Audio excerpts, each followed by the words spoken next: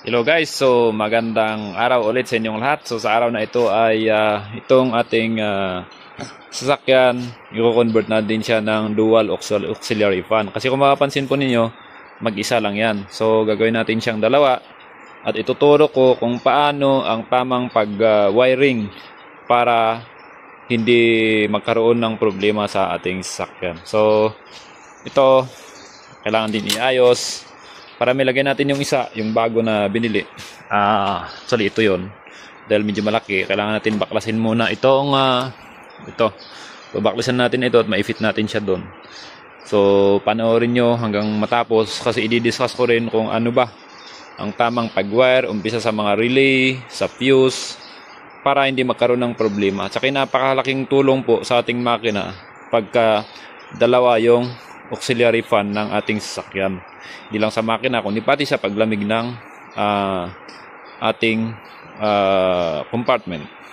Siyempre, unang-una, bago po natin kung ano-anong kagalawin natin dyan, mas maganda, tanggalin natin itong negative ng battery para hindi magkaroon ng short circuit, ano man yung mga masagi natin dyan, para sa safety din ng ating sasakyan. So, ito, manoorin nito kasi pang beginner ito. So, basta't meron kang mga simpleng gamit, basic na tools, pwede mo itong gawin. So, makakatipid ka instead of magpaayos ka sa labas o magpakabit ka sa labas. Madali lang ito intindihin, kaya tapusin nyo hanggang sa dulo.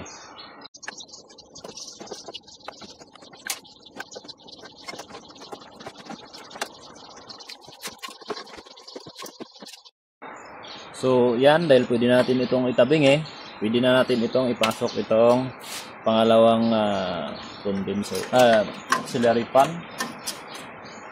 So, yan.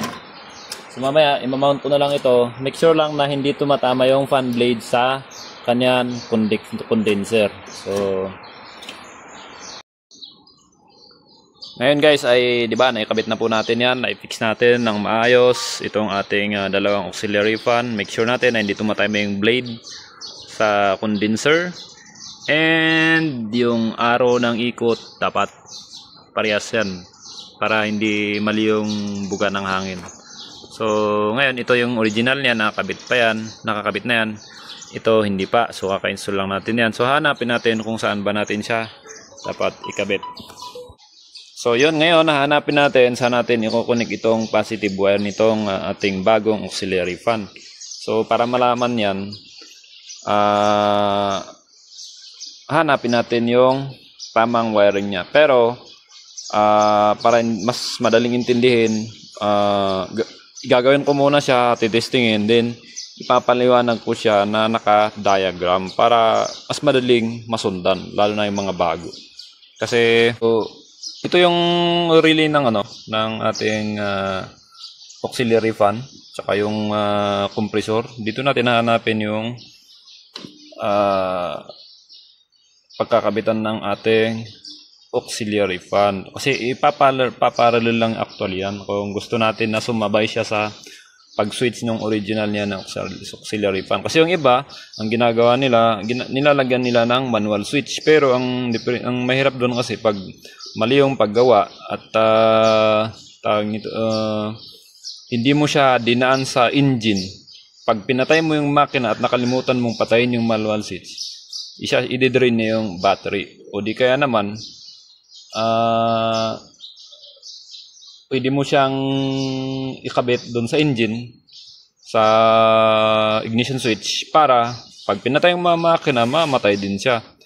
Pero ako, ang mas gustuin ko, yung nakasabay siya doon sa isang clutch pan. So, meron tayong kung dito, test light. Malalaman natin dito kung saan ba yung supply, yung nanggagaling sa battery. So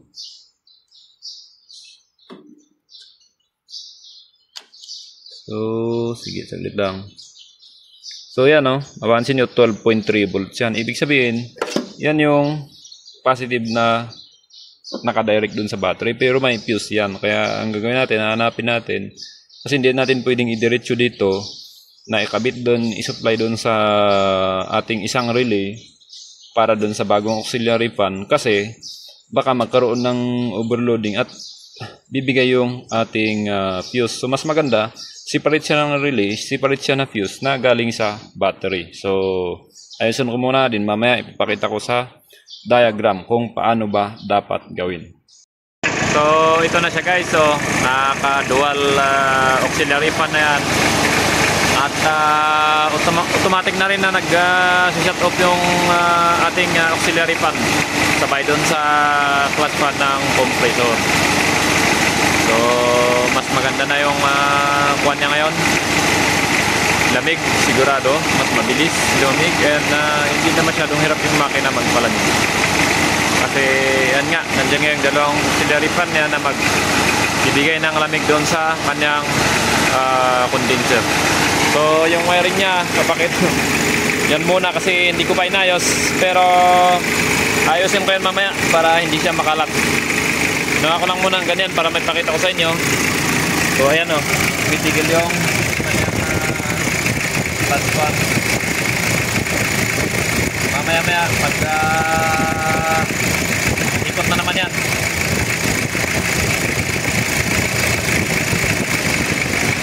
Yan. Ganun lang, kasimple. So ito na yun guys, ipapakita ko kung gaano nga ba kasimple yung wiring ng magdagdag ng another auxiliary fan sa ating sasakyan. So normally kasi yung ating relay, meron siyang 5 pins. Pero 4 lang yung gagamitin natin dyan. Yung 85, number 85 ground yan, pupunta yan sa ground.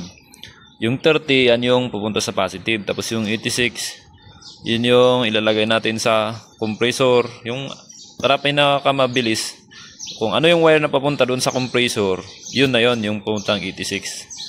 Tapos yung 87, yun yung pupunta sa positive wire ng ating auxiliary fan. So ito is parang nakaparallel lang siya, yung dalawa. So susundan nyo lang, pwede nyo ring sundan lang yung dating wiring, or kung gusto nyo ayusin ng buo, ito lang sundin nyo na diagram. So ito, ang ginawa ko, pinagsama ko yung dalawang negative, kasi ground naman yan, body ground. Tapos yung dalawang positive, dapat wag nyong kunin yung positive nung idadagdag nyong auxiliary fan o relay doon sa positive mismo nung dating original na relay niya. Kasi baka karoon ng overloading o mag-init yung mga wire, bumigay yung fuse. Kaya dapat magawa kayo ng separate na fuse niya galing sa battery. Hanapin nyo doon sa kanyang fuse box, o kung tinatamad kayong hanapin doon, idiretso na mismo sa battery. Pero lagyan nyo ng fuse. So nasa 20 to 30 ampere switch, safe na yan. So ito yung original na relay niya. Tapos yung 86, number 86, pagsamahin nyo lang yan, papunta siya sa yung sa wire na papuntang compressor. Yun ang pinakamadaling explanation doon. Tapos itong 87 naman, yung number 87 ng original na relay, pupunta siya doon sa positive ng original na auxiliary fan. Itong pangalawang relay na nilagay ninyo, yung number 87 niya, pupunta naman siya doon sa positive ng dinagdag yun na auxiliary fan. So itong design na to is sabay silang mag-on at sabay silang mamamatay kapag na-reach nung i-rock natin yung gusto nating lamig sa setting natin sa thermo switch. So kung gusto niyo man maggawan ng override switch siya, na pag gusto niyo patayin yung isa, pwede nyo rin siya gawan ng override switch. So hanap kayo dito saan nyo putulin, pwede rin dito, or pwede rin mismo doon sa auxiliary fan. Lagyan nyo lang ng override na switch. So imamanual nyo siya kung gusto nyo patayin, gusto nyo iisa lang yung gumagana. So ganyan lang kasimple guys. At kung nakatulong ito sa paggawa nyo ng or pag-install nyo ng additional na auxiliary fan, ay paki-like and subscribe na rin yung aking channel. Muli, maraming salamat sa inyong panonood.